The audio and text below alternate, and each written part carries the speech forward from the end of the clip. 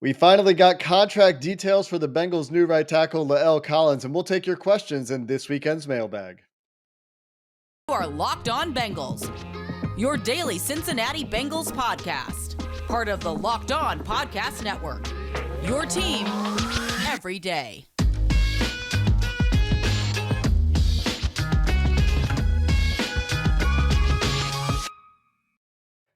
What up, Bengals fans, and welcome to another episode of the Locked On Bengals podcast. I'm your host, Jake Liscow. He's your host, James Rapien. Together, we are the Locked On Bengals podcast, part of the Locked On Podcast Network, your team, that being the Cincinnati Bengals, every day.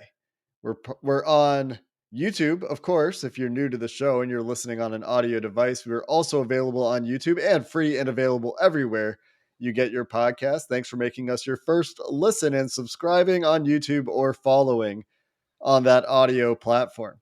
James, we have contract details to talk about for Lael Collins, the Bengals' new right tackle, and for Eli Apple. Both of those details becoming available to us on Over the Cap. And we'll start with Lael Collins because this was a shocker. It was originally reported as real quick.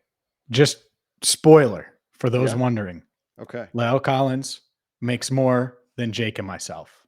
Let's just get that out of the way. I know there was some debate on the interwebs. Yeah. And, we love all of our listeners, but Collins is a little bit more rich than Jake, who drives a Mercedes-Benz. Go ahead, Jake. I do not drive a German vehicle, but Lael Collins' deal worth $21 million over 3 years. And what's perplexing to me about this is that it was initially reported as $22 million in cash flow over the first 2 years and a total value of up to $30 million. There's nowhere in this deal, as it appears on Over the Cap, where this could get to $30 million. There's nowhere in this deal where the first 2 years gets to $22 million. There's nothing weird about the third year of this deal. So unless it was just misrecorded in whatever the source of data that Over the Cap uses to get these contracts displayed on their website, unless that was an error somewhere, like it's missing a roster bonus or something, then this is just an absolute steal of a deal. The year one cap hit coming in at $4.16 million, James. I had estimated that at $8.33 million based on what I thought the deal might look like if it was 3 years, $30 million. Instead, it's 3 years, $21 million, which currently looks like $7 million a year for a premier right tackle. And some people are wondering, well, why didn't the Bengals just trade for him if it's 3 years, $30 million? Well, there's your answer. Yeah. Instead of a $10 million cap hit this year, $4.16 million is a cap hit for Lael Collins. And the biggest cap hit comes in at $8.66 million, assuming that he plays, because it's all tied up in per game roster bonuses. And that would be in year 3 of the deal in 2024. 7.1 million in per game roster bonuses. Like, that's crazy. It's insane. Like, the Bengals got the tackle for the Joe Burrow insurance. Then they got insurance on the tackle that they brought in to keep up Joe Burrow. And I was going to say insurance again, but you get the point. Yeah, I'm shocked by this deal, and just wow. Like, wow from a few reasons. But, to me, the Lael Collins that we heard from on Wednesday, extremely motivated.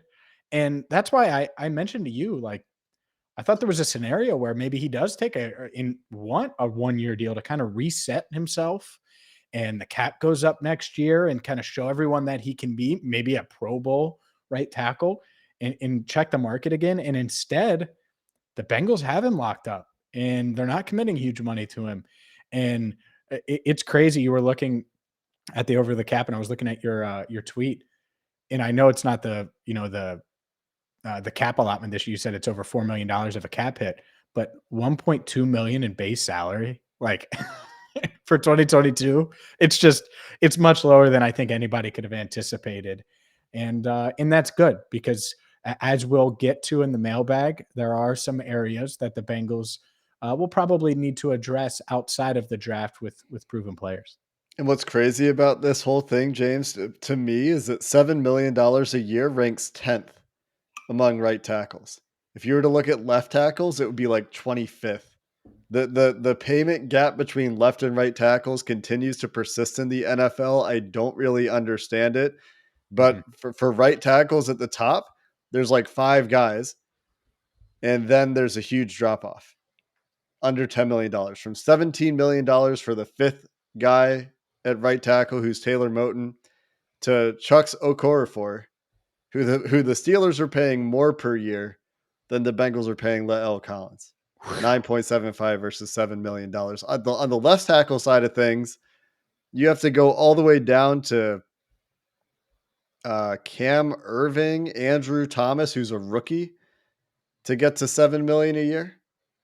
So safe to say that if these details are accurate, and I guess there's still a chance that there was a data entry error somewhere, this is You buying an that though? Or are you incredible buying deal. these numbers like overall? Like if you, because I believe it. To me, I'm still a little skeptical, to be honest. Like I would have expected a year one roster bonus. There's no year one roster bonus here. You typically see that from the Bengals in their contracts. It seems like there's like $5 million in roster bonuses missing in the first 2 years of the deal. But with the way that this is structured right now and per game roster bonuses, and it like is escalating per game roster bonuses. It's not even if you're healthy in year one, we'll guarantee that money next year. It's Mhm. 1.7 million in per game roster bonuses in year one, 2.4 in year two, and 3 million in year three. So the further into the deal the Bengals go, the more money is tied up in these active roster bonuses, where if he's hurt or if he gets suspended again or anything like that, the Bengals don't have to pay that money. And so Mhm. from a team building perspective, fantastic. Keeps them flexible. A bargain deal from Lael Collins' perspective. Definitely betting on himself to stay active with a third of the contract tied up Mhm. in these roster bonuses, and we'll see. We'll see if anything changes, but it would have to be a data entry error. The only way that this is wrong is if there was a data entry error. It's not like, somebody heard the wrong thing or something. The source is solid here.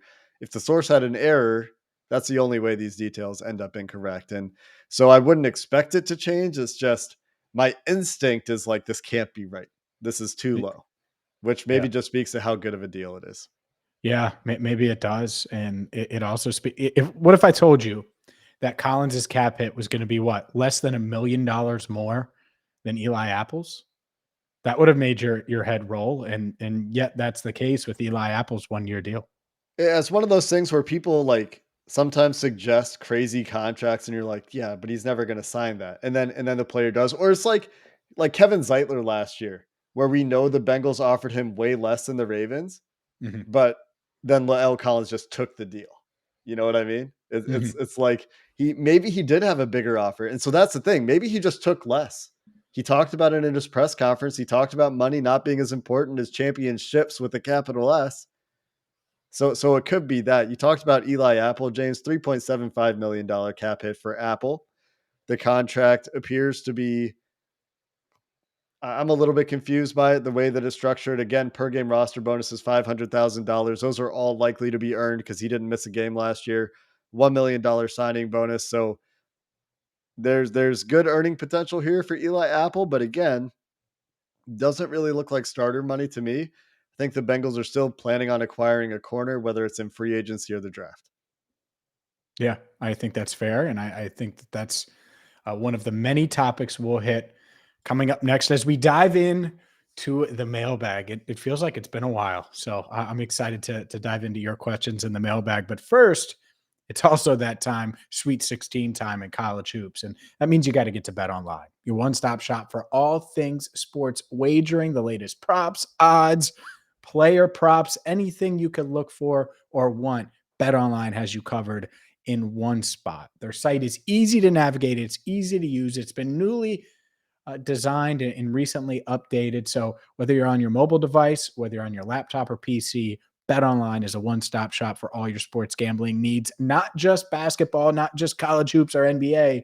No, they got your casino games. If you want to wager on Joe Burrow winning MVP. You can do that and so much more at BetOnline. So don't delay. Get there now. I've used them. You should too. BetOnline, where the game starts.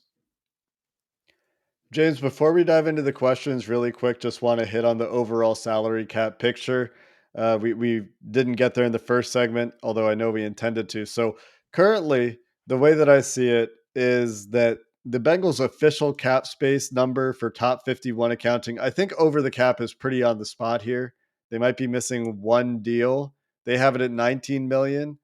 That's probably realistic. If you take out some offseason bonuses that are going to be coming due, and you adjust for rookies. You include the 4 rookie picks that will impact the salary cap. I've got it more at 15.5 million for top 51, about 13.8 for top 53. And I think the Bengals use top 53. I don't think they care about offseason top 51 because eventually it is a 53-man roster. That's what they have to pay.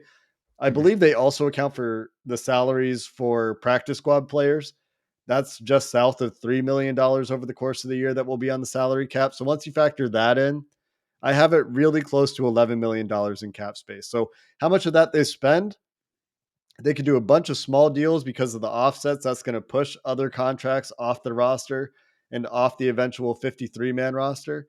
So they could do a bunch of those small million, $2 million deals if they wanted to, or one, still one moderate size deal, but that all depends on how much they want to roll over.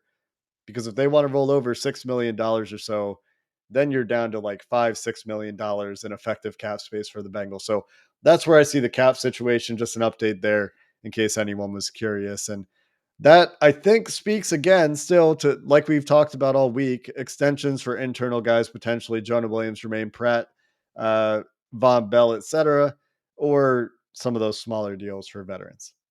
Yeah. And so they still have some flexibility, and we'll see what they do with that. But it's time for the mailbag. And basically, what happens here every single week during the offseason, especially, we're going to get to your questions. All you have to do is follow at Locked On Bengals on Twitter, and we'll put out the well, Dan Horde calls it the lap signal. And so I don't know what we should call ours, but the lob signal, I don't know. We'll lob you up a tweet, Locked On Bengals, get it? And basically every Thursday, and ask you for your questions. And we got a lot of questions, and we're going to get to as many as we can. Starting with Nick at ngreen796 on Twitter asks, which part of the offense improves the most because of the offensive line upgrades? Pass game or run game? Clearly, they're a pass-heavy team, but I expect Joe Mixon to feast behind the best offensive line he's had since Oklahoma. Teams will be afraid of leaving the wide receivers leaving some light boxes. Jake, your thoughts? Which one gets the bigger boost? I think it's the run game, and I'll expand on this, but another person asked, why not run the ball more? And I think that kind of goes hand in hand. And sorry, I don't have your name in front of me. You who asked, should they? Oh, no, there it is. Bartholomew at devdat_dude asked, should they run more? And I think that they should run less, but when they do run, they should be more efficient and more effective.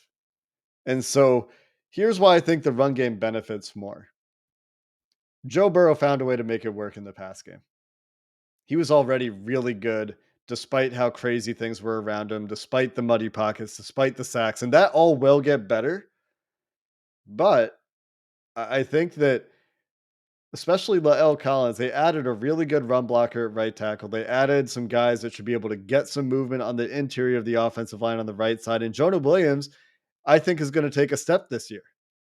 And so that leaves left guard as a big question mark, both in the run game and the pass game. I just think there's more room for improvement in terms of efficiency in the run game. And I think you'll see a little bit of a bigger leap there. But that doesn't mean the pass game shouldn't get better with Joe Burrow having extra time.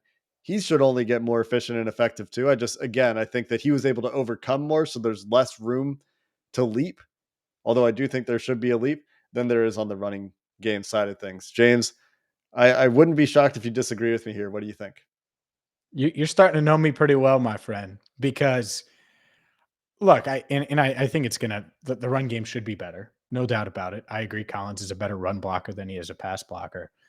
But my God, the pass blocking that I saw from the Bengals, specifically in the playoffs, was about as good as me trying to ice skate. And I can't ice skate, my friend. So yeah, I would go with the pass blocking element. And it might not translate into 60 touchdown passes for Joe Burrow, right? It could. He may have an MVP season, not ruling that out. But it might not look much different in the regular season because they were able to air it out, especially towards the end of the year, unleash Joe Burrow and win now games and all of that. But what happened in the playoffs? I can't wait for the person. Someone's going to do it this offseason, Jake. Here's my prediction. Oh, Joe Burrow's so good. Look at him in the playoffs. And they're going to pull up these numbers and they're going to ridicule Joe. He's going to be able to ball out now, whether, he's got to go to Kansas City or whether he's got to go to Denver. Maybe the Bengals are hosting the AFC in the playoffs there. It doesn't matter. I think he's going to play at a high level and post big numbers. And it's because of that they're going to be able to keep the pocket much more, keep him in the pocket better and allow him to throw darts, as our good friend CJ Uzama said. I think that the distinction between the playoffs and the regular season that you made is really important because I could definitely see it being a bigger benefit to the pass game in the postseason and against some of these teams that have those really strong pass rushes because there were times the Bengals were able to run the ball in the postseason, but like we go back to the Super Bowl in the second half, they couldn't run offense because they couldn't Nothing. pass. Yeah. And so in that regard, yeah, you would expect the offensive line to make a bigger difference to your passing game. But I was, I guess, thinking more from a regular season perspective where the run game just disappeared down the stretch. And Yeah. I think that coincided quite a bit with Riley Reif's departure. And so the upgrades there, like over the course of the year, it wouldn't surprise me if we see a bigger uptick in efficiency in the run game. But in some of these games that really matter, assuming a repeat playoff run and playing some of these teams with crazy pass rushes again, it should keep the Bengals passing offense more functional than we saw in the playoffs. And maybe it's as simple as consistency. Yeah. Now they're going to be freaking consistent on offense versus this up and down all around game. I remember the Detroit game. It seemed like the entire first quarter, I'm like, is this really what they're running on offense? And they just couldn't get going, right? And all those slow starts. Yeah. I think a lot of that had to do with the offensive line. So, yeah, we'll see if they can get all of that cleaned up. That's a great point. Maybe it helps them start games a little bit faster too. Next question from Treb at Duder the. What's a bigger need, James? Cornerback or left guard? Assuming that Quentin Spain isn't back and Eli Apple, as we know, is back on the team. The Bengals think it's corner. So, me, I'm so focused on 9. I don't even care if they have a defense next year. I just want to I don't want to see Joe Burrow limp, right? And I'm exaggerating a bit, but if you ask me, of course I'm saying go add more linemen. And I wouldn't be against that at 31 or adding another lineman in free agency. That being said, I think the Bengals, as far as their priorities, I think it is corner. And rightfully so, because you mentioned it. They're paying Eli Apple backup money. So wouldn't be surprised at all if they add another veteran. I expect them at some point to add another veteran. And if I had to wager on which one they would address in free agency and with the earlier draft pick, and I would say cornerback is more likely because of the priority. And if you just talk to Lou Anarumo, he says it all the time. You can't have enough corners.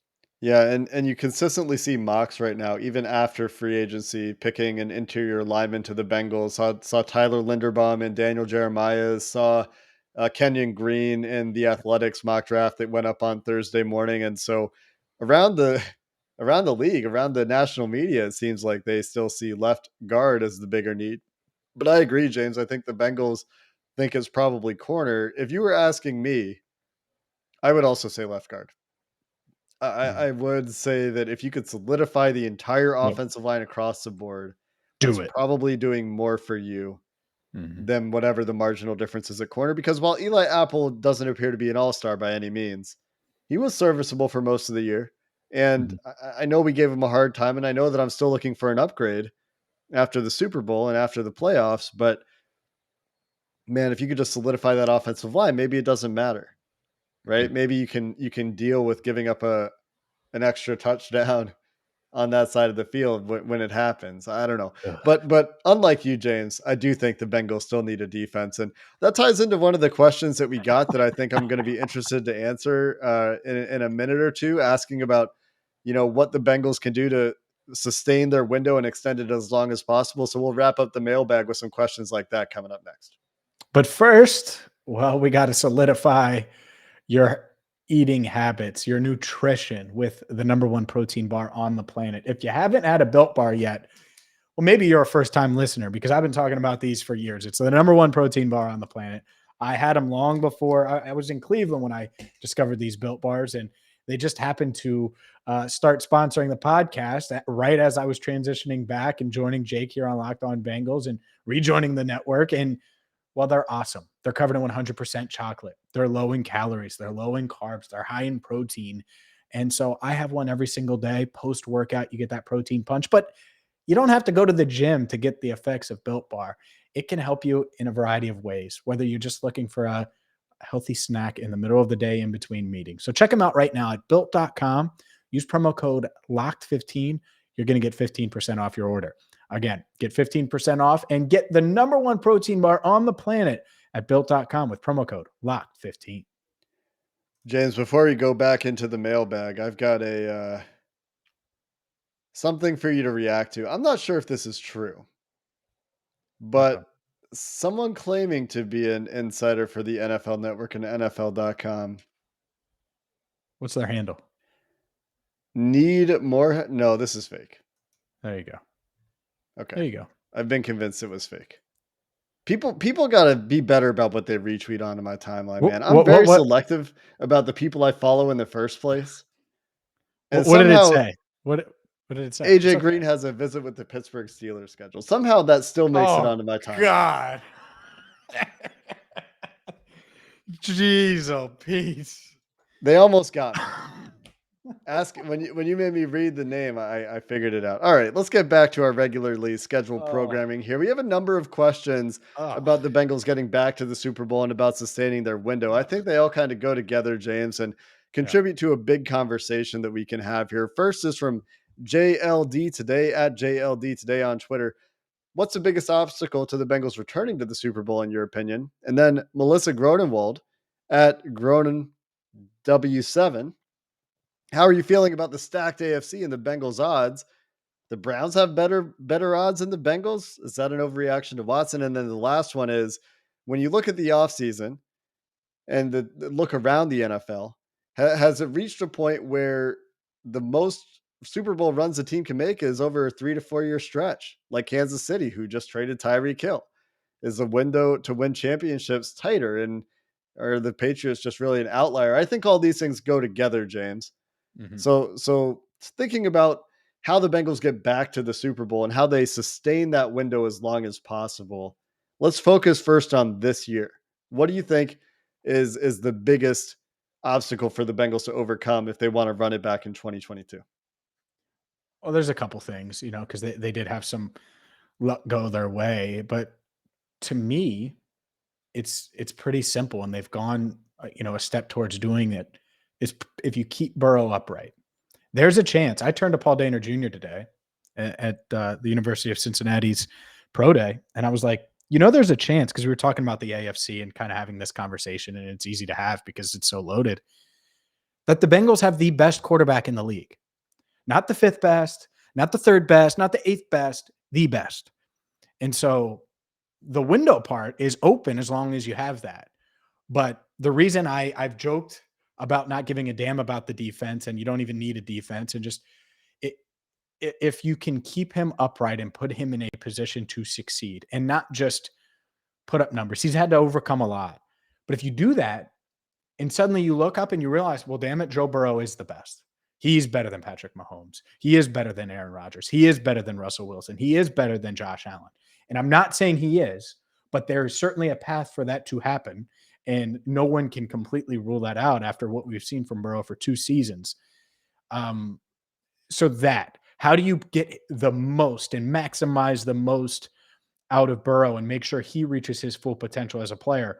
Well, you got to make sure he stops limping and keep him upright so he can still go off script, still take the hits that he's going to take, because he's going to extend plays and try to get the ball downfield and hold on to it for 8 seconds sometimes if he needs to, going back and forth and running all around and spinning and doing all of those things, tight roping the sideline against the Raiders, all of those things.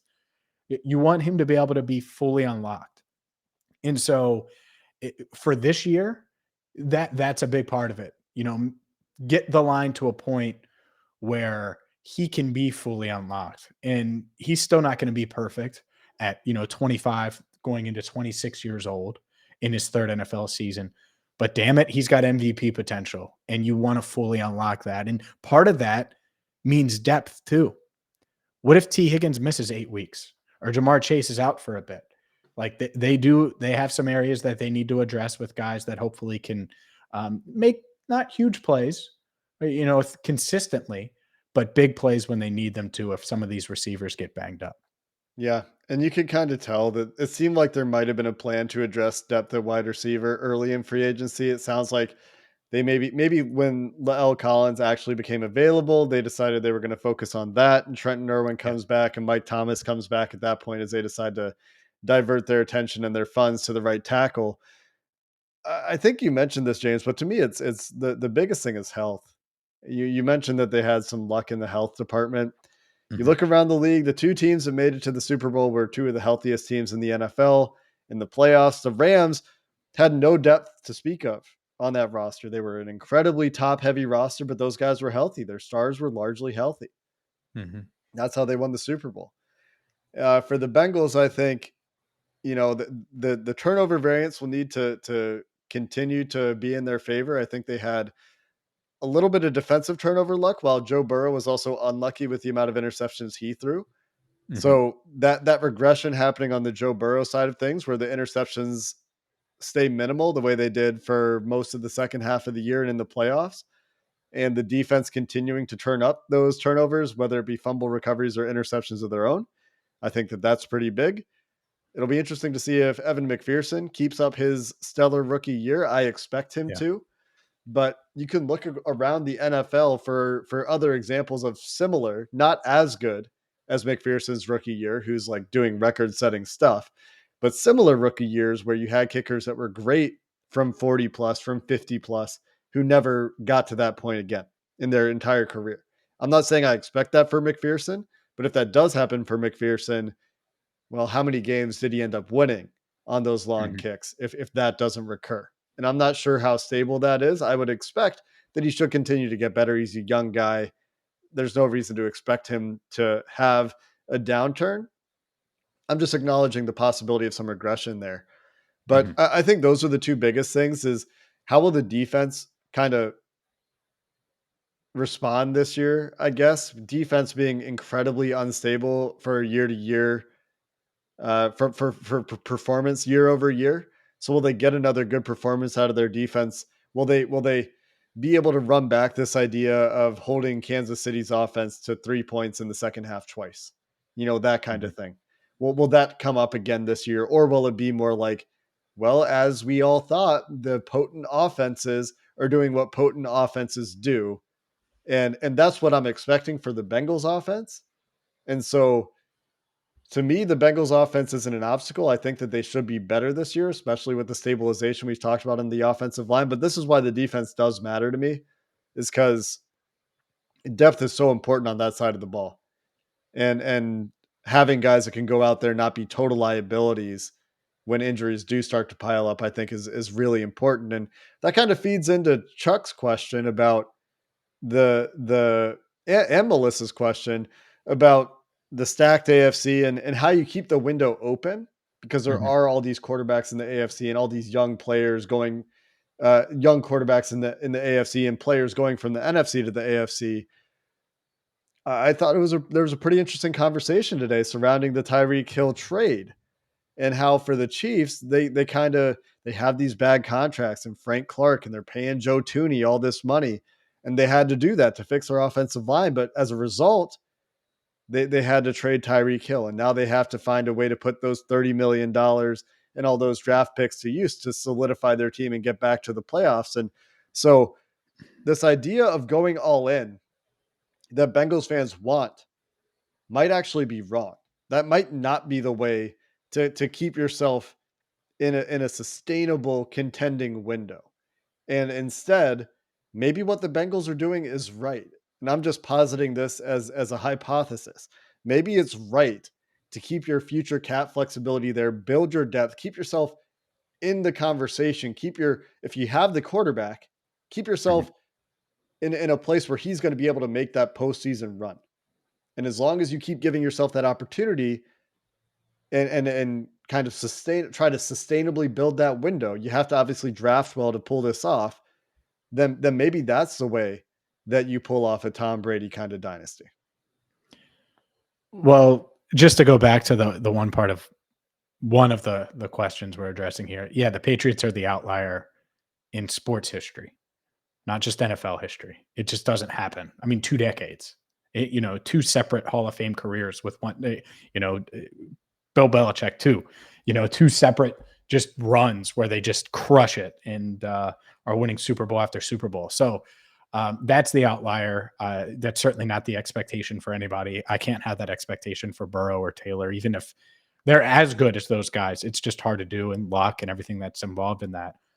But to your point, a lot of times in 2011 through 2015, I was really critical of the Bengals because they never did make that next move, right? They didn't make, Seattle was trading for Percy Harvin, and then Harvin would, return a kickoff in the Super Bowl that put the Broncos away for good.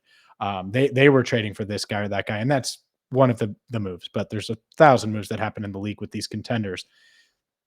I think it's different when you have an elite quarterback to a degree because the ceiling of the entire team is so much better. Andy Dalton is Andy Dalton. And those that remember the first run here of Locked On Bengals, I was very critical of Andy Dalton and people got sick of me saying it, but it's because the whole ceiling's different. Like everything changes when you have Burrow. Everything feels different. It's just different.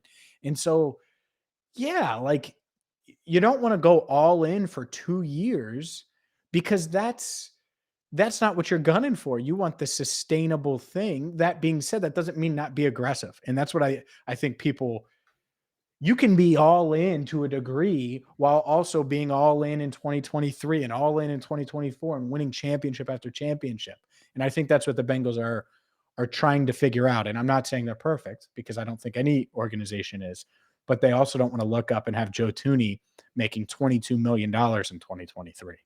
Right, where they're like, oh man, I guess we have to say goodbye to Tyreek Hill, who's the fastest man to be in the league over the past couple of years and completely changes the way defenses play. Their star quarterback and Patrick Mahomes. So that's the part of it where you want to build a sustainable winner, and if you have Burrow, you're going to attract the right guys, and they haven't had any trouble in free agency of getting guys. Everyone talks about their structure. It's not like they've had an issue getting guys, right? They addressed the offensive line. They were never going to swim in those Terran Armstead waters anyway. And so they got 3 guys for virtually that contract. So I think they are comfortable where they're at, regardless of what people think. And I don't think it necessarily always works. Didn't work with Carson, didn't work with Andy, both really talented quarterbacks. It might work with Joe. And it might work with Joe and Chase because these dudes are just different. And, especially if they start drafting well, which in the past couple of years, outside of those guys, they've drafted well too, not just those 2. It's easy to get the 1st and 5th overall picks right. So we'll see. But I mean, there'll come a point where I'm saying, all right, we'll trade for this at the deadline, probably this year. Doesn't mean you can't make moves.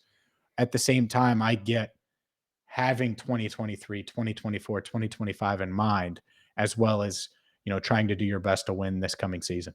Yeah, you can do both. And to your point, it's not like you can just do nothing. I think the last 3 free agencies, they've gone out and they've made really good moves. The one that we've discussed so far that hasn't worked is Trey Waynes. And so that is different than it was under Carson Palmer. Like they did dabble in free agency early in Carson's career in Cincinnati.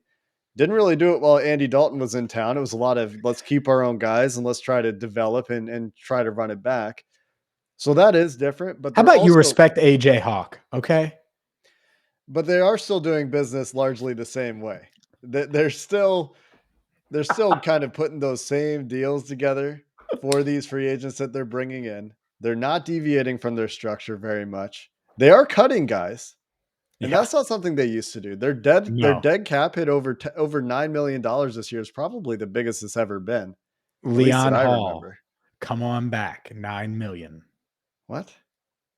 Leon Hall, they didn't end up cutting him, right? That was one that they kept, or maybe that was their first cut. They struggled to cut guys that were like obvious cut candidates. Yeah, the one that always stands out to me is Robert Gathers, who just Yeah. continued to make crazy money that he never quite lived up to after his one great season. He was a fine player, but not quite worth what they were paying him, and I think that restricted them. But to the point Did that you people are, think did you think I was asking for Leon Hall to come back for $9 million? yeah, I was really confused. I was like, we got to end the show. James has jumped the shark. Oh We're my done. god. I I was really mean, confused. he's Uh, available for 9 million. I'll tell you that right now. And if I get yeah, it, Leon, if I you sign bet. the deal, I get half. Go ahead, Yeah, take. yeah, there you go. The last point I want to make before we do need to end the show, we need to wrap up here, is people screaming cap is fake, restructure, blah, blah, blah. Look at some of the moves teams are making where they're not keeping some of their stars. The cap is real. You have to manage the cap. You have to do it in your own way. They've been rewarded for those trades. Like there's a first and second round pick going back to Green Bay. There's 5 picks going back to Kansas City. They get that money to use on other things. But James, to your point, say the Bengals spend to the cap in free agency like some fans want them to. They go sign Stephon Gilmore for $10 million or whatever. They use a void year so they can fit it into the cap this year. Well, then by the time the trade deadline comes around, you have like 1.5 million in cap space. And the way your deals are structured, you can't really save a whole lot more on a restructure. So say a guy like Grady Jarrett becomes available at that point, he's a $20 million cap hit. And you're like, yeah, Grady Jarrett, he would make this team, he's what they need. Penetrating interior defensive lineman who's going to get pressure. And then they They should can't have actually, drafted him. Go yeah, ahead. of course. But then they can't actually do the trade. They like can't legally execute the trade. Hmm. And so, managing the cap matters. I think the Bengals, honestly, the more I've thought about it this offseason, there's some things I wish they would do differently, but I think they do a pretty good job of it. And if you listened to me last year, you would think somebody's kidnapped me and replaced me with a clone because I was very critical of the way they structured contracts last year. But the I more don't I've paid know. attention to it You and look studied better it, this year. You look better this year than you did last year. hey, well, I mean, the aliens have good technology, you know? Let's wrap the show there. With praise for the way the Bengals do contracts, which isn't something I ever thought I would Wow. spend a whole lot of time Cheers to a whole that. lot of time doing here. But I think that there's something sustainable. They have to keep hitting in free agency. They have to keep hitting in the draft.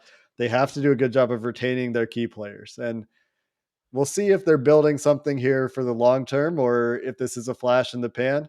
But right now, I think with Joe Burrow quarterback, they could definitely be building something for the long haul. We'll be back next week with any additional free agency moves that may come up, and we're going to be shifting into draft content. We're hopefully going to have our friend PFF_Brad on the show to review the Bengals contracts that they handed out, some of the value there. We may talk about the future for Joe Burrow, Jamar Chase, and T. Higgins. I know there's some anxiety out there over those guys that are all going to be getting big money way down the road, and we'll talk about those scenarios perhaps as well. Have a good weekend. And until next time, hoo day and have a good one.